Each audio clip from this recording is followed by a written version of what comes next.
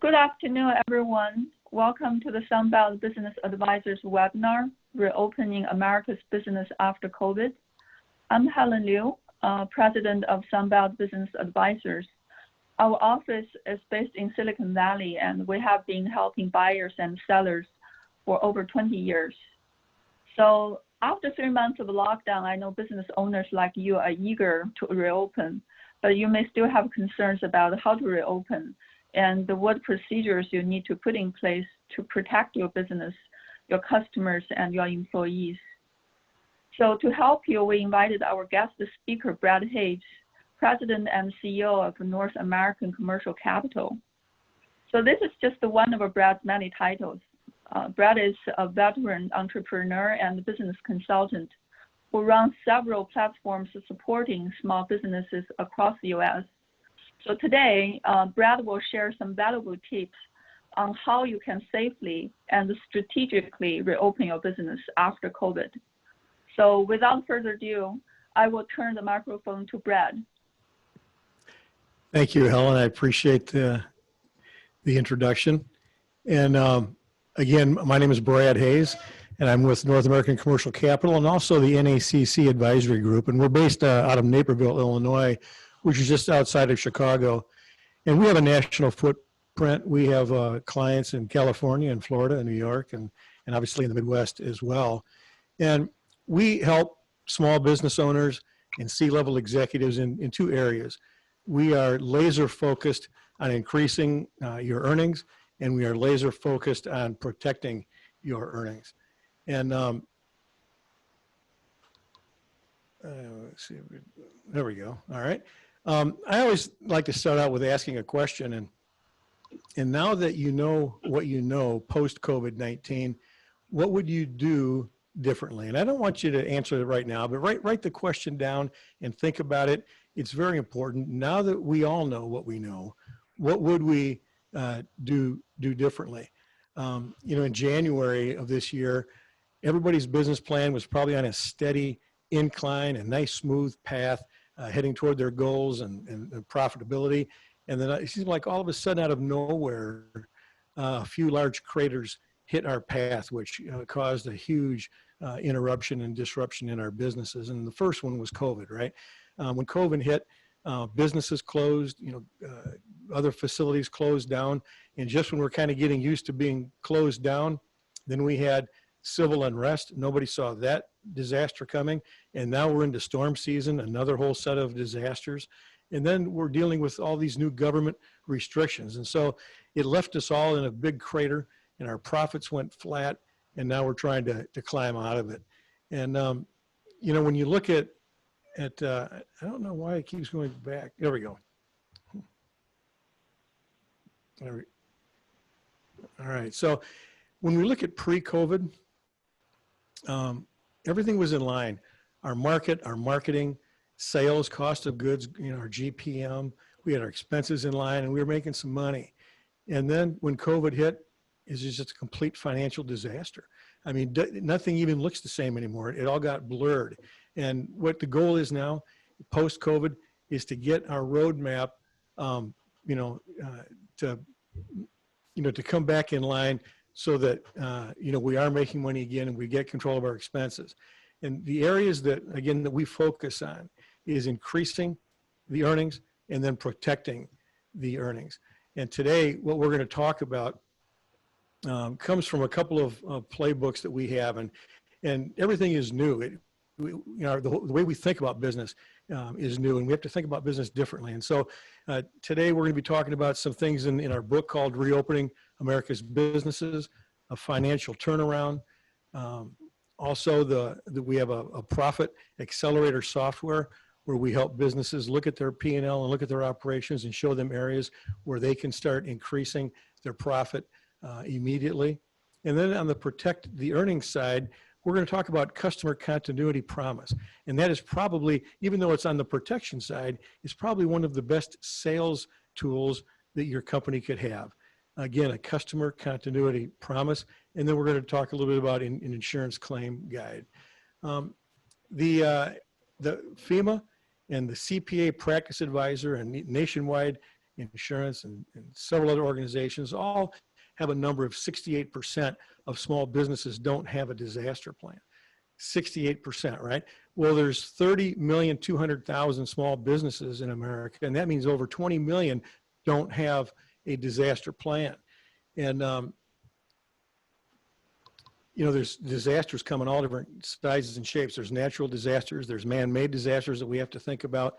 And, you know, we all are familiar with natural disasters, wildfire, hurricanes, hailstorms, but the man-made disasters, those are the ones that can kind of sneak up on us. And, you know, when a building burns down or a building collapses, well, look what happened to us. We have three disasters that hit us right in a row. Medical emergency, which is the pandemic. We have the civil unrest, and then the economic disaster. And all three of them, you know, really kind of threw us off of our game. And so when we look at the businesses that don't have a plan, and some businesses won't reopen, right? But if 68% of the businesses don't have a disaster plan, I guess the big question is, who's going to service the customers if they aren't able to do that? And the simple answer is the competitor is going to service. I had an opportunity to work with a pharmaceutical lab, and it was recently purchased by this new group. And when they bought the lab, they realized there was no contingency plan. There was no disaster plan. And to tell you a little bit about their business, they test new drugs and vaccines, and it's a 2 to 5 year testing period in different phases. And their customers are major pharma companies. And the building is temperature controlled, humidity controlled. It's a sterile environment. They have full of, obviously, inventory, medicines, and records, not to speak about $1 million pieces of specialized equipment that it's not easy to get. So their lab was in a 130 mile an hour wind zone and a flood and evacuation zone for a hurricane. I think they need a plan. I mean, they realized that if a hurricane came in and took them out, they would lose 3 to 5 years worth of work and business, and the customers that hired them, they'd have to start all over again. You know, so you can see how an interruption, you know, can really be a problem for any size company, not only a pharmaceutical company. So what we need is an action plan, and that's what they decided. They need an action plan. And when you look at the people in the picture here, you know, now everybody goes online. They're trying to figure out what do they need. You know, an emergency has happened. What kind of an action plan? How do they put together an action plan? What is it that they do?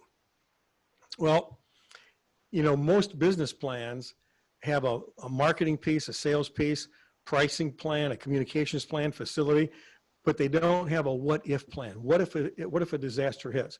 So when you go to build that plan, right? I like what Albert Einstein said. The only mistake in life is the lesson not learned. We need to look at those lessons so that we can put the plan together. The action plan needs all of those lessons, but the biggest thing that everybody has to understand is the issue is not the disaster, it's the disruption. And when we think about disruptions, most often they're the little things, like we lose a key supplier, we spill coffee on the computer, maybe the health of the owner or a key employee starts to deteriorate.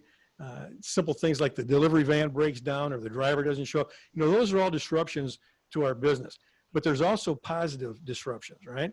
During a sales boom, you might be understaffed, you might be undercapitalized, and you can't meet the demand. And actually, with COVID, that happened in a lot of industries. Some businesses absolutely boomed, and yet they couldn't take care of the demand. Now, with a big disaster comes a bigger disruption. And you know, we're talking about on an external side, you know, loss of utilities, down communications, mandatory evacuation, mandatory business shutdown, like we've all been experiencing. You know, you lose customers, you lose vendors, maybe your facility is destroyed. Internally, again, you could lose a partner or a key employee. You could lose inventory, records, equipment, loss of revenue, which causes some real cash reserve issues, loss of momentum. You know, so those are things that happen on small and large disasters or disruptions. And U.S. Chamber of Commerce and the small business majority have said that 62% that experienced a disaster pre-COVID reported that their biggest problem was a loss of sales and customers. And 90%, that's over 27 million businesses. So 90% have been affected and impacted by COVID-19. 71%, over 21 million businesses, don't have business interruption insurance. So some of the businesses that thought they might be able to rely on their insurance to get them out of this mess, it's not going to happen. FEMA tells us that immediately after a large disaster, 40% of small businesses won't reopen. And we're kind of hearing that now in the different things that are coming out, that 30% of the restaurants or 40% of the bars and restaurants aren't going to reopen. In the UK, they're saying 51% of the bars and restaurants are not going to reopen. And FEMA says that according to the history, 1 year after an event, so 1 year after a hurricane, 1 year after, a wildfire or a tornado, 1 year after COVID, right? 25% more businesses will close. And 3 years later, up to 75% of the businesses close, and they're going to fail without some sort of a contingency plan. We all know about a plan A and a plan B. We've heard that since we've been a child growing up, right? You need a plan B if something goes wrong. Well, let's think about that. I don't care if it's an outdoor wedding or if it's a golf outing, a fishing trip, a family reunion. You always have a plan B for bad weather or in case something happens. Even if you go to your restaurant and they run out of the daily special, you've got a plan B of what you're going to have, right? But it amazes me that with all the plan Bs that we put into our life and our life cycle, so to speak, 68% of businesses still don't have a contingency plan on something more important than a dinner or a golf outing. So I want to talk about the 4 phases of a continuity plan and how that relates to the customer continuity promise, right? In a normal continuity plan, you've got 4 phases: mitigation, preparedness, respond, and recovery. And you can see that mitigation is before and after an event. Preparedness is before, respond is during, and the recovery is after. So let's think about how that relates to a customer continuity promise. And when you're talking to your customers, I mean, your customers are very concerned if you're going to be able to service them, right? So in the first phase under mitigation, that's where you need to understand the customer's needs, wants, and fears before an event and after an event. I mean, think about what we experienced nationwide. We had to run on toilet paper, on water, on medicine. Everybody was concerned and fearful of all of these 3 things that were going to happen, along with several other things, right? That's what they were concerned about. So think about your business. What are your customers afraid of when it comes to working with you? Are you going to reopen? Are you going to be there to take care of them, right? What are their needs and wants? And then number 2, on the preparedness side, would be delivery of the services. How are you going to deliver the services before an event? What do your customers expect, right? And you have everything in line, you've got your plan together, and then the event happens. How do you respond when the services are interrupted? And think about hairdressers, restaurants, manufacturing. A lot of services were interrupted. What are you going to do during the respond phase? Then comes the 4th phase of recovery. How do you recover the services? All of this is very important, because if you don't have a response plan, if you don't have a recovery plan, like FEMA has said, a large number of the businesses are going to fail. They don't know how to move forward, right? So today I want to talk a little bit about the different settings, the different industries. And what is so interesting, when you look at professional office settings and retail and restaurants and personal services and on and on and on, they all have similar things that they need to concentrate on, but then individually they have different circumstances and issues than other industries. Give you an example: construction has absolutely boomed with a lot of home remodeling and a lot of things going on during COVID. A lot of construction companies can't even keep up, and they don't have, in some cases, the manpower and the capital to keep up. While you take restaurants, they're shut down. I mean, they're in all kinds of trouble. So Each industry is so different, and I can't go through each one, but I can tell you that they are very similar. And we're going to talk a little bit about some of the things that everybody needs to have. One of them is an employer's checklist, an employee's checklist, customer guest guide. And if you think about, getting ready, prepared, and responding and recovering, and what's so very interesting is a lot of companies that right now went in from the responding phase to the recovery stage find themselves going backwards. We're starting to reclose again, right? So what have we learned? Well, we've learned that a home office is pretty important right now, right? And you should set one up to enable your employees to work actively from home. You need to address the impacts from an operational and financial perspectives. Look at your cash flow and manage it across the supply chain. Think about and address any contracts and obligations that you have with your business partners or your clients or your banks or your lenders and your landlords. What about the key risks to ensure the business continuity? You want your business to continue after an event like this, right? Think about staff absences. The personal illnesses, the family members that might be ill, and they have to be home looking after them, and also children.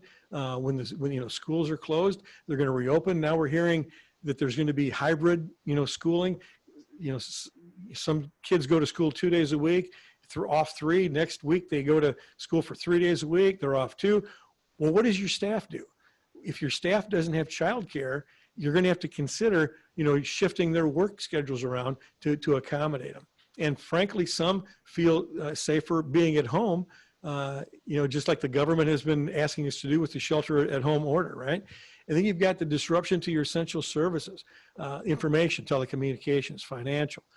One of the biggest problems now is the restaurants are having is they can't get any coins. They can't get any cash for their restaurants. In fact, I saw on the TV the other day, they have to make an appointment with their bank 7 days in advance to go in and get nickels, quarters, and dimes and pennies so they can go back to the restaurants to make change. People want to go cashless society now with all of this. So does that interrupt your business? Disruption to supply, any necessary materials that you're going to need, an increase and decrease in demand of your products and services like we touched on. One thing that we've learned is to remain calm. Your attitude and your demeanor can make your customers and your employees feel comfortable or worried, depending on where your state of mind is, right? Your thoughts impact your feelings impact your actions, and your actions impact your results. Put yourself in your customer's shoes and reach out to them. It's important that your customers see care and concern and empathy coming from your business. That builds trust and loyalty, is going to help them out and also help retain them once we get out of the recovery stage. You probably know this, go online. If you're closing your store, if you have closed your store, find ways to keep your employees' earnings and paycheck coming in. What can you sell online? How can you stay in front of those customers and have them buy from you? And then you got to think about planning for cash flow implications and get help. Develop a plan for increasing and decreasing in demand of your products. Reduce or eliminate all of your non-business critical task expenses. Cut it to the bone. Only have the expenses in order to keep your business open or to create revenue, right?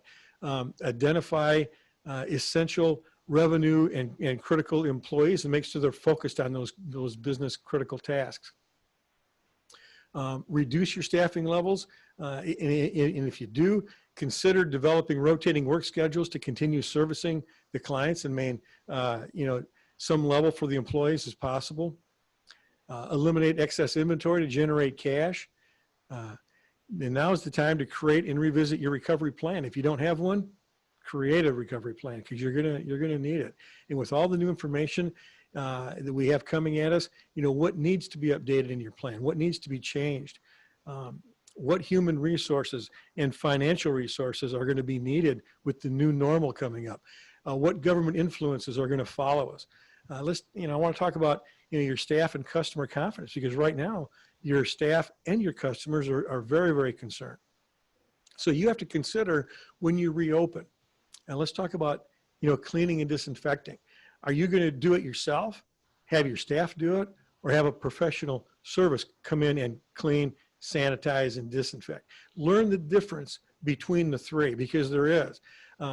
Disinfecting is different than sanitizing. Sanitizing does not kill any viruses. Only disinfecting kills viruses. So the problem is, we hear on TV, everybody's talking about sanitizing. Every now and then they talk about disinfecting. The CDC started out talking about disinfecting. There's a lot of confusion. Sanitizing cleans. Disinfecting kills viruses. Huge difference, right? Are you going to have space separators? Are you going to have reservations and appointments, not only with restaurants, but hair salons and other businesses now are setting up appointments and reservations for their clients to come in, even to come into their offices. Are you going to put up signage and posters? Are you going to require your staff to wear PPE? And we all know about the face masks, but what about gloves? What about other things, depending on the kind of business that you have?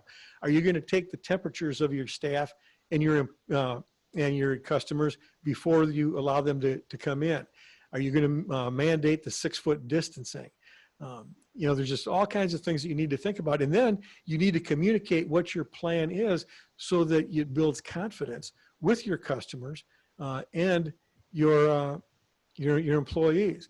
I've got a couple of questions on health, safety, and legal procedures that I want to share with you. And as I ask these questions, think about your business and if you're doing any of this, right? Did you examine and work within the city and county and state regulations on reopening your facility? And if you haven't reopened yet, are you going to examine those and work with them to make sure you fall in line? Does your facilities plan include the assessment of your work teams, you're working together, cleaning and hygiene supplies, cleaning services?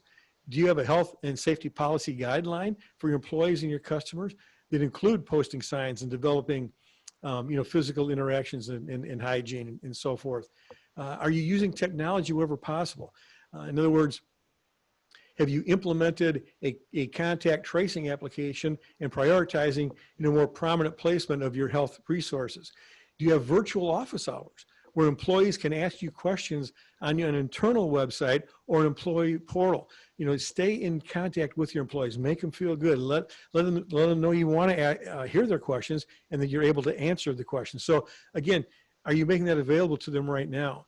Do your employees explicitly know how to report to you if they become sick or they start experiencing any symptoms? You need to have a plan in place so that they understand what it is that you're requiring and how you want them to handle things. Do you have scenarios mapped out in case an employee does develop the virus? Are you going to close the offices? How will you communicate to the other employees what happened and what's going to happen next?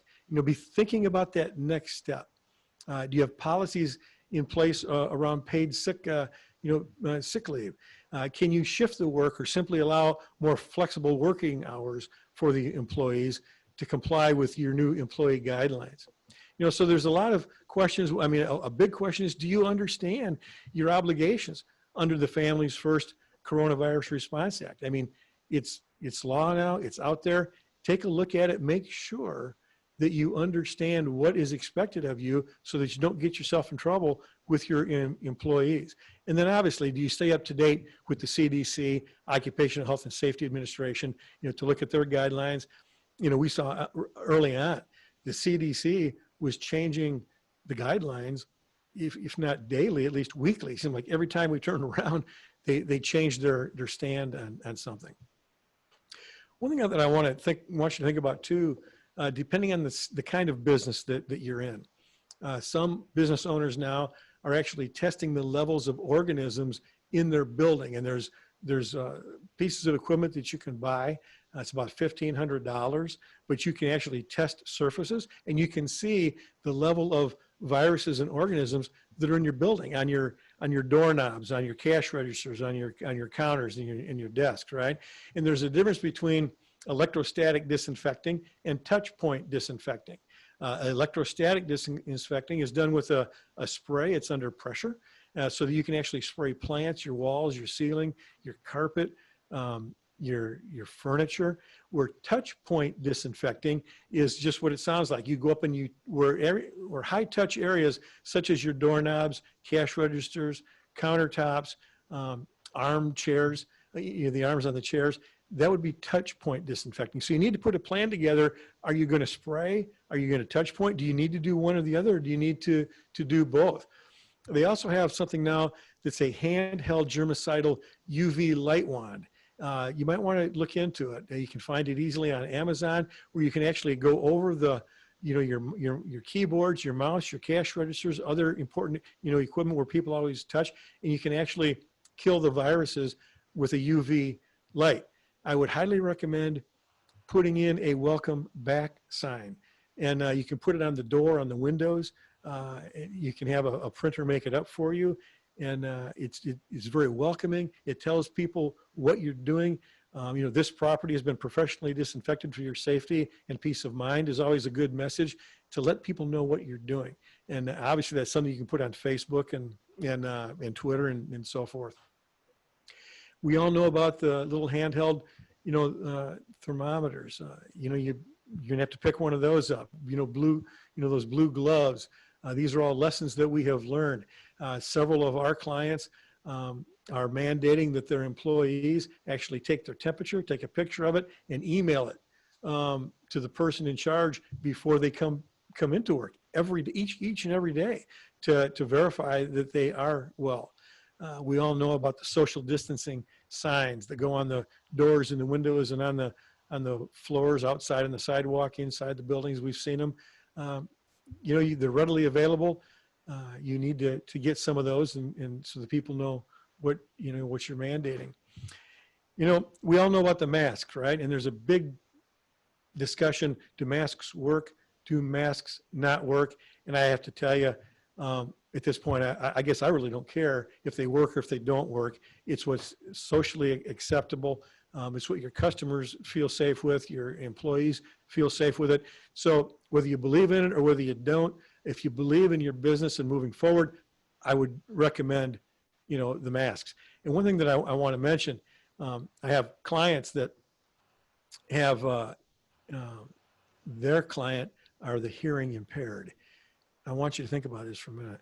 It's been a real challenge for the hearing impaired. They read lips. So if they can't see what you're saying, they can't communicate, right? Well, now there are masks that are available. You can go online, you can Google it, and the front of the mask right over the mouth is clear. It's got a clear plastic so that people can read lips. And so if you want to be a little, with some ingenuity, be a little bit different than your competitors, go ahead and get some masks where people can actually see the movement of your mouth. They can see your staff. They can read the lips. You may never know if some of your clients are hearing impaired or not. They may not tell you, right? And then we all know about the space dividers. You're going to think about that in your offices. And there's also this thing called a walking pod now. In fact, they're all sold out. I can't find any of them. And it's like a suit. You put it over yourself, and you can actually walk around, go to the office, and it's an actual walking pod, which is kind of interesting. Hey, Brad, I just want to interrupt real quick. We've got about 15 minutes left in your presentation, but for those attendees that are with us, okay, the Q&A button on the bottom of your screen. At any time during the rest of the webinar, you can put your question in there, and we will answer it within the last 15 minutes of the webinar presentation today. Perfect. That sounds good. Thank you for reminding everyone. I want to talk a little bit about some, again, disinfecting policies, your policy checklist, some things that you need. A lot of, businesses already have, certain policy checklists in place, but I just want to do a quick review on a policy checklist. Create a policy for identification and isolation of people that are sick, including your employees, and your customers. And what are you going to require of them? Make sure that your policy includes your absent policies, your leave of absent policies, your quarantine policies. Some workers might be, again, home caring for the sick family members. They don't know what you expect if you don't tell them, right? they need to know. I know of clients right now of mine, one of their biggest problems is that staff members don't want to come back to work. You know, they're very concerned, but that's because up until this point, my clients didn't tell them what to expect. They didn't tell them what they were doing to make sure that they were safe. You know, and then create a response plan in the event that somebody does have COVID. What do you do? What do they do? Create a communications plan checklist. Establish an employee communication schedule and develop a training plan for employees, you know, with modules on social distancing, hygiene and sanitation, best practices. What do they do if they feel sick? Proper use of PPE. It's very interesting. The stores that I've walked into that are now reopened, some people, you can't even hear what they're saying. And then other ones, they take the mask, they put it down under their chin, they talk to you, and then they put it back up, and I'm thinking, well, that doesn't do any good either, right? So to show proper use, how can they use it?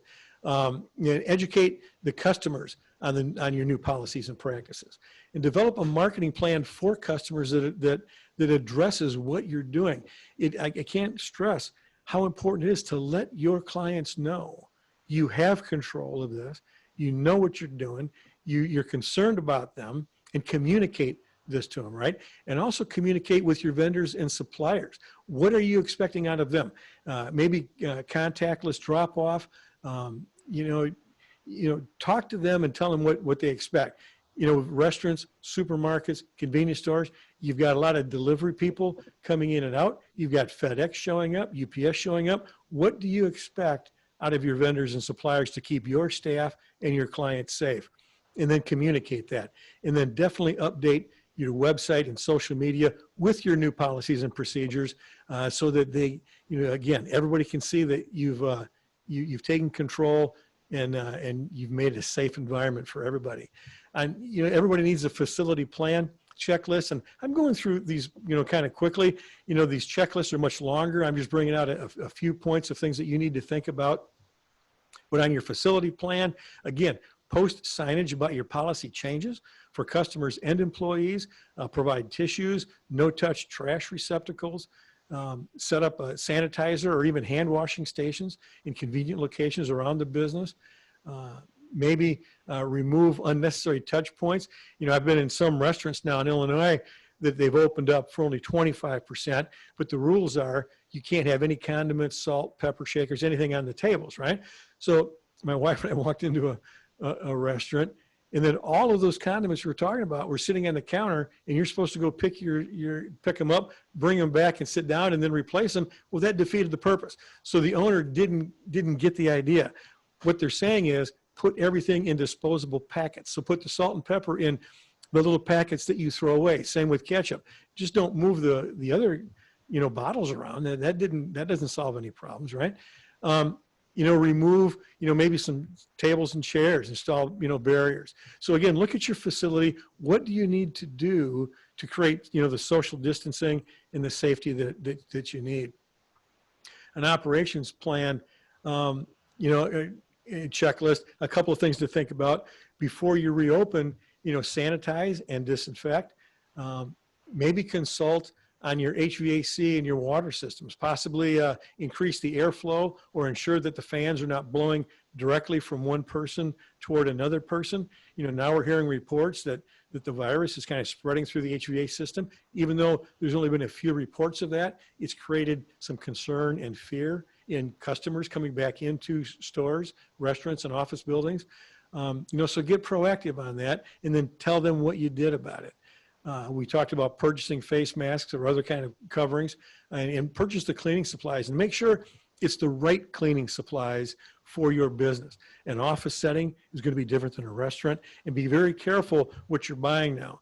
Right now you can go on Amazon, you go into the dollar store, you buy all these things that are cheap because everybody's ramping up and they're just trying to, you know, sell you something that maybe isn't appropriate for the need. One thing that is interesting is you can now buy one solution that has cleaning, sanitizer, and disinfecting in the same bottle. I can tell you right now, it could be ridiculous. You need to really check it out. There's different dwell times. There's different things that you need to understand on what you bought and how to operate it and how to use it if you're going to try to sanitize and also disinfect and kill the virus. So make sure you do your homework on what you're buying and how to correctly use it. Eliminate any unnecessary physical contact between your staff and your customers.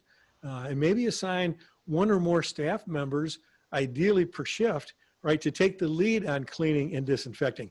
Have somebody that is in charge to make sure that it's getting done and that it's getting done correctly and on time. We've worked with, several offices in office buildings that are opening up. And I want to just give you a couple ideas if somebody online or is listening to this and they're in an office setting, right? You might want to schedule your employees in and out at different times. We have some of our clients now that actually are asking the employees to email them with a time and a day that they're going to come in. Let's say that it's an insurance company, right? And they're not always in the office or any kind of a sales organization. When are you going to be in to make sure that they can accommodate for it and there's not too many people in? When they get there, they have a daily sign-in sheet that marks down who it is, the time, the date they were there. And even though they've already communicated by email, they want to write that down. They also want to know if you've traveled to a known hotspot, right? Or come in contact with someone who has tested positive for COVID-19. And if they are, they're not allowed in the office for 14 days from either one of those encounters. So if you happen to have an employee that went to the beach with everybody else, and we've all seen that on TV, right? And they're all on the beach together, and now people have tested positive, they can't come back to the office. They're quarantined for at least 14 days. You need to have those in your procedures. Are you going to ask them to take the temperature before entering the office? I think that's probably a wise thing to do, right? Have a thermometer next to the sign-in sheet. If they've got a fever of more than 100, they can't enter the office. And again, I can't tell you what to do and what not to do. I'm only giving you some ideas, and you have to set these guidelines and rules on your own. Are you going to require the masks to enter the office? Well, be sure and let them know. And so there's all other things, per your industry. But one thing I want to mention before we get into the questions and answers, right? The recovery action plan consists of a few things. Assess your market. How has it changed? Come up with one good, robust idea to help your clients. Figure out who your new customer is. What are the fundamental issues, your staff considerations, your cash flow. Focus on your financial turnaround. You have to reinvest in your company with space dividers and other things, and then come up with a contingency plan. And so one thing that I want to mention is that we need to all get ready for the next catastrophic event. And it's going to happen.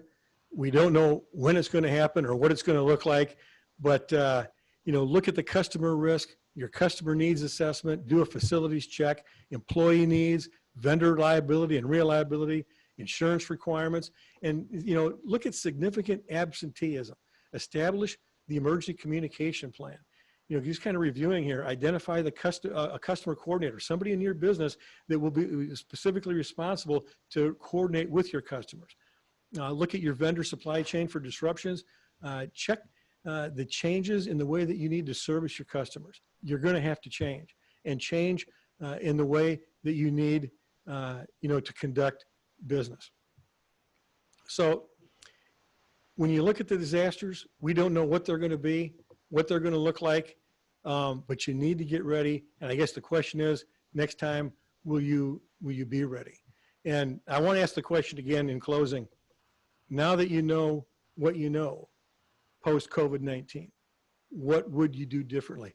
What will you do differently moving forward? I think that's the most important question. Now, if you want some more reopening ideas, you can visit one of our 3 websites. It'll give you some information, and it'll talk about some of the things that we talked about here today, but check out these 3 websites. And then I have 2 more questions for you. Do you need help increasing your earnings? Do you need help in protecting your earnings? And something to really consider. And because of Sunbelt, the greater Bay Area Sun Belt. Starting tomorrow, Saturday, July 18th through the 23rd, I'm offering a 1-hour free private discussion. So anybody that's online today, if you have more questions about your specific business that you don't want to answer or have answered or asked a question publicly, I get it. Please contact me, give me a call. I'll give you some time. We can go through some ideas for your specific business, your needs and your concerns. And obviously it's on a first come, first served basis. We're very busy. I've got to cut it off by the 23rd, but those who call me even today, we can set something up and then talk with you individually. So this is how you can get in touch with me. There's in fact, that's my cell phone number and then my email address. And I appreciate your time. Thank you very, very much. I appreciate it. So Helen and JC, if you want to open up for questions, I think I'm about 1 minute early, but I think we're good.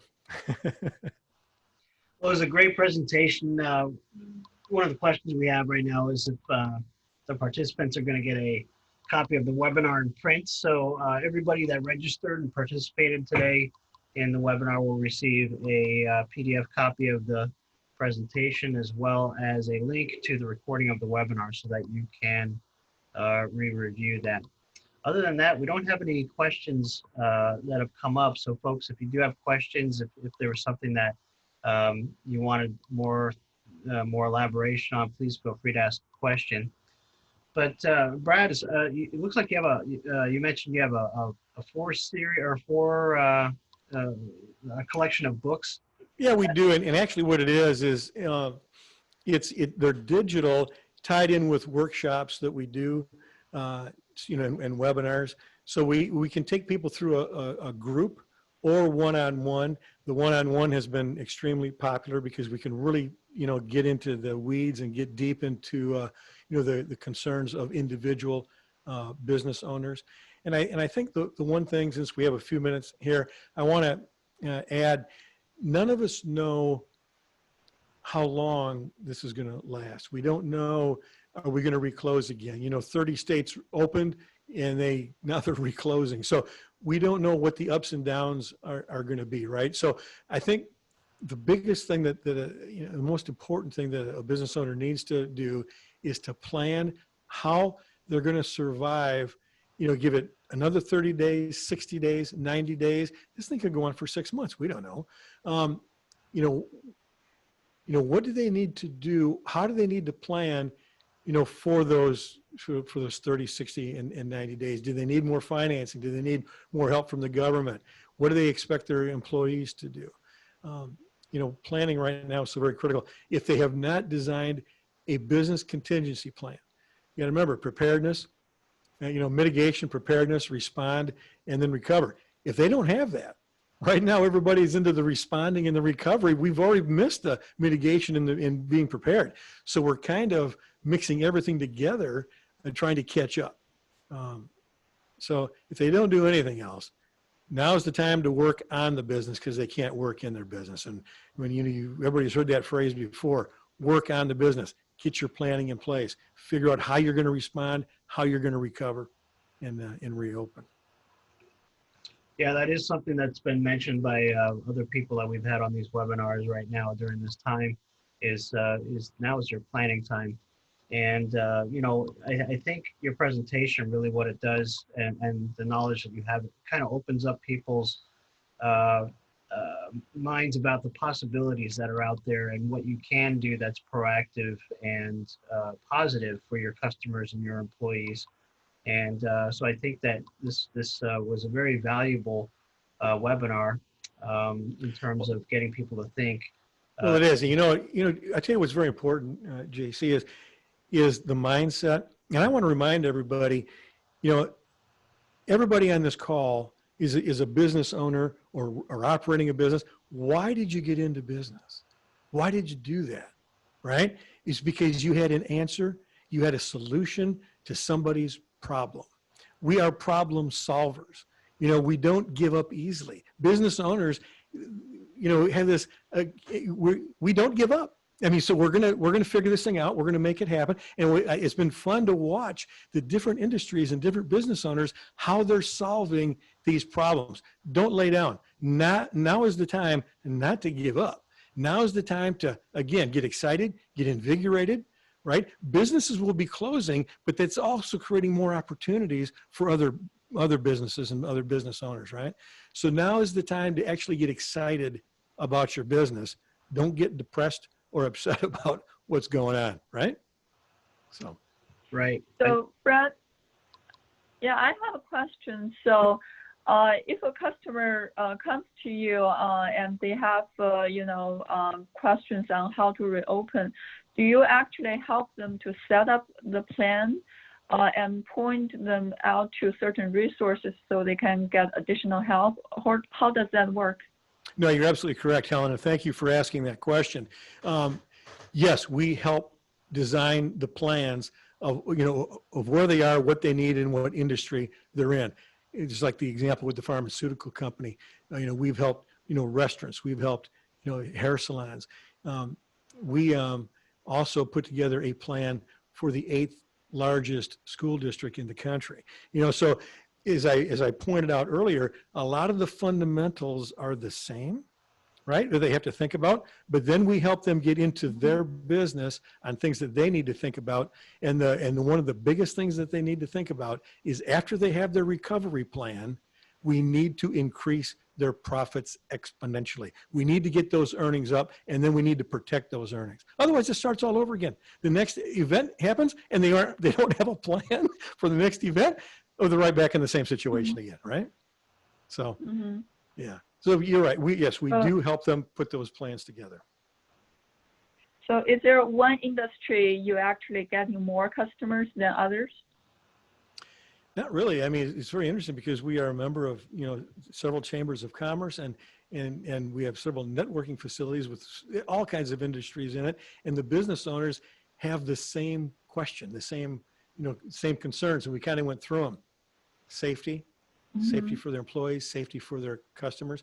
How do we raise the confidence level in both, right? How do we maintain cash? How do we, increase the earnings? And so I don't care if you're in a services business, or if you're in a manufacturing business or a restaurant, it's irrelevant what product or service that you're selling and providing.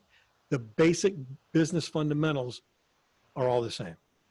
Right? And once we start working with them and working with you, it starts to spark ideas for your specific business, what needs to be done. Okay. And then I just want to make one comment coming from a business brokerage. We do help the business owners eventually find an exit strategy and sell their business off when they're ready to do that. But the reason why this is so important, that presentations like this and having people like you helping our clients, is because for a business brokerage, it's not just about selling your business, it's helping you prepare. And with COVID-19, it's turned even more into helping you get past that and then make this part of a history that could be just kind of part of an irrelevant past in the future, so that when you get to your exit strategy part, that there's minimal damage caused by events like this. And I'm glad to have people like you that we can refer our clients to. Well, let's think about this. I gave you the example of the pharmaceutical lab, right? This group came in and bought this lab with no contingency plan, no hurricane plan, no disaster plan, right? They spent, I can't even tell you what the kind of money they spent for this lab, but one hurricane could wipe them out. And the hurricane lasts a couple of days, right? So let's think about this now. The business that you're in, the clients that are selling their business, do you think it would be advantageous for them to have already put together a disaster plan for the new buyer coming in? Would it make their business more appealing to sell if the new buyer knew somebody's already thought this thing out for them, right? Now, what about the person that's buying the business? If I was buying a business and I had my choice of 1, 2, or 3 businesses, maybe in the same industry that I like, and one had a contingency plan, a disaster plan already in place for me and my staff and my clients, I would feel a lot more secure investing in that company, knowing that I don't have to be distracted right now trying to come up with a plan. It's already been been in place for me. So it cuts both ways, whether you're selling or whether you're buying. One of the first questions should be, after does it make any money? What if there's a disaster, right? What happens? How vulnerable is my investment and my asset if a disaster hits, right? So those businesses that can answer that question, they're going to be the leaders coming out of this whole thing. That's for sure. Absolutely. Yeah. So we would really encourage people to take the advantage of the time with Brad. So Sure. Brad's time is very valuable here, and we have another 5 minutes, I guess. So if you guys have questions, we can, bring them up to Brad. But another thing maybe, Brad, you can address is, since you're in the Chicago area, right? So how do Yes. you help the people around the country? How do we, well, just like we're doing now, I mean, Zoom and GoToMeeting and, these formats have been absolutely wonderful.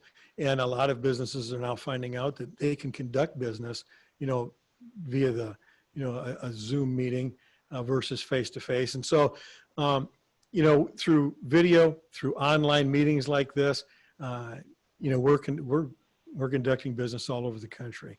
And it's always so nice to be able to look at somebody in the face like we are here with the video. And yes, we could drive there, we could fly there, but this is so much faster, so much more, efficient. And I truly believe that every business is going to have technology a part of their business moving forward. They really are. So your plan usually would track the progress the business make for a period of time. I'm sorry, repeat that. So your service, you will help to track the progress the business will make over a period of time, right? Yes, that's correct. In other words, we have, different stepping stages and phases, and we kind of, help them put together the goal of what their time frame should be, and we help them walk through that process, to ensure they reach their goal and their time frame. Right. So your service really can complement what we do, help the business owners get the operation in order, take the profit level to the next, I guess, the sellable stage, right? Absolutely. On our Profit Accelerator software, we call it the Breakthrough 40. And what that means is we look at 40 different pieces or segments of a business, and we walk them through how they can increase their earnings without spending any money in marketing. How about that? And we've shown people $50,000, $100,000, $250,000 that they have in their business right now that they can utilize and they can use to actually expand their business. And I can tell you, coming out of COVID right now, it's very, very important. In so many cases, we all, we're so close to the situation, we don't step back and look at it through somebody else's eyes. And we help you do that. We point out things that you haven't even thought about. And right now it's very critical and crucial that people step back, take a look, talk to somebody else. And it doesn't have to be me. Talk with somebody that can give you a perspective that's going to be honest with you, that may tell you something you don't want to hear, and that's okay. You may get mad. You may get mad at me. I don't care. That's what my job is. I'm not here to make you feel good. We're here to increase your earnings and protect your earnings. So you may hear something you don't want to hear, but in the end, that's always good, right? So, anyway. Great. Yeah, Helen, I think moving forward, talking to clients that want to sell through us, maybe one of those questions we need to ask is, do you have a disaster program in place? Because that would be a great selling point. Oh, that's a great question. It's a great lead-in question, and it's an honest question. Yeah. From your perspective, you need to know that you're vetting those businesses, right? Yeah, well, do you have a disaster plan? What do you do if this happens? What do you do if that happens? And it's kind of interesting. And we can go back and forth with a hurricane or an earthquake. I don't care what it is. On a natural disaster, if it takes out your brick and mortar, takes out your business, what do you do? Okay, well, I work from home. Wait a minute. Your home is in the same disaster. So, so now what do you do, right? Well, I can tell you with the pharmaceutical company, our answer was not in that particular location or geographically located. We moved their whole operation out of state. It was very, very interesting, it was complex, not complicated. And they couldn't believe the answers were there on how to do it and how to do it within 3 days. You got to remember, you got a 3-day warning, right? Then a 2-day warning. Then a 1-day warning with a hurricane. Well, you know what? By the 1-day warning, that lab would completely be evacuated, gutted. Everything was out, and everything that was supposed to be in like in an incubator. We came up with ways to keep the incubators going while it's traveling out of state. I mean, it was really thought through carefully, right? Fantastic. So, yeah. All right. Well, it looks like we've reached the end of the webinar. So I do want to thank everybody who participated today and joined us for the webinar. Again, the presentation will be sent to everybody along with a link to the video so that you can watch it again and share with others if you like. And Brad, thank you so much. Extremely valuable. Oh, you're welcome. And thank you for inviting me today. I appreciate it. Yes, Brad. Thank you very much. You're welcome, Helen. We'll talk to you soon. Okay. Everybody have a good day. We'll do. Stay safe. Yeah. Okay. Bye-bye. Take care.